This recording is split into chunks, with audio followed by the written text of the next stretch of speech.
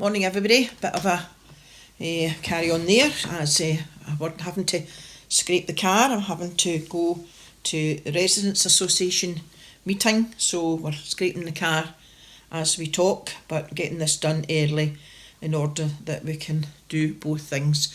So hope everybody's fine. If you look out the window again today, it looks like a lovely summer's day, but if you look right out your window at your car, if you've got one, you'll see it's thick with frost.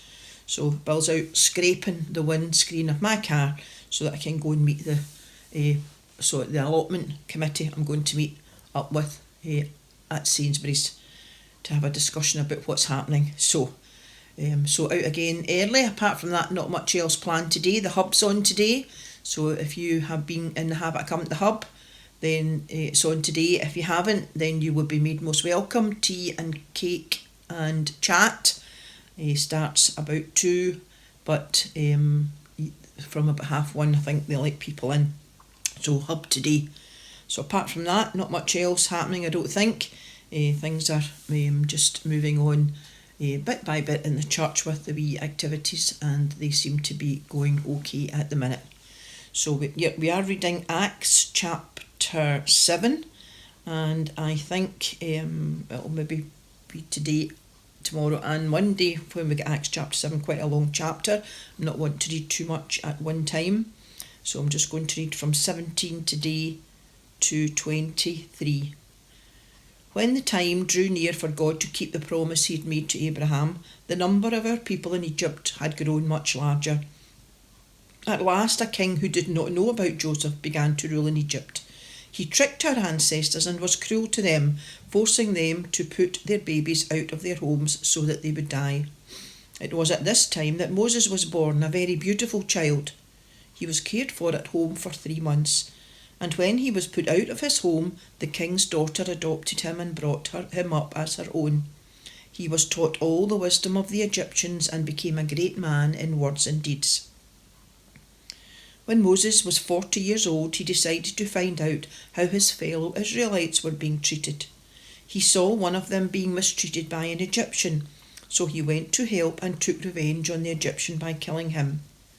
He thought that his own people would understand that God was going to use him to set them free, but they did not understand. The next day he saw 2 Israelites fighting, and he tried to make peace between them. "Listen, men," he said, "you are fellow Israelites. Why are you fighting like this?" But the one who was mistreating the other pushed Moses aside. "Who made you ruler and judge over us?" he asked. "Do you want to kill me just as you killed that Egyptian yesterday?"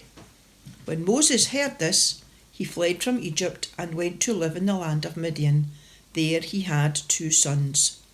Amen. And we will continue with Acts chapter 7 tomorrow. So take care everybody. Not really much else to report today. All the shoebox things all went yesterday. I went up and made sure the van was coming, and it was. And they did come down, as they said, just about 2 o'clock, and everything was loaded into the van. So much more room in the living room now, and hopefully all the items that we handed in yesterday will be going out soon to people in different parts of the world. I know that I hadn't realised at the time, but they were asking that everything was handed in by tomorrow, so we just were lucky that we did do that. I realised that once that I saw when the van, I was checking when the van was coming, so that was good. So certainly lots of items from us, and our van looked well filled up in Morrison's car park yesterday too. So a good number of people coming along with shoe boxes and odds and ends to hand in to the van, so that's great, and thanks everybody for that. So we'll be moving on to the next thing. We'll wait and see what that is, but hopefully that's all that stuff away soon. So take care everybody, and we will see you tomorrow. Bye.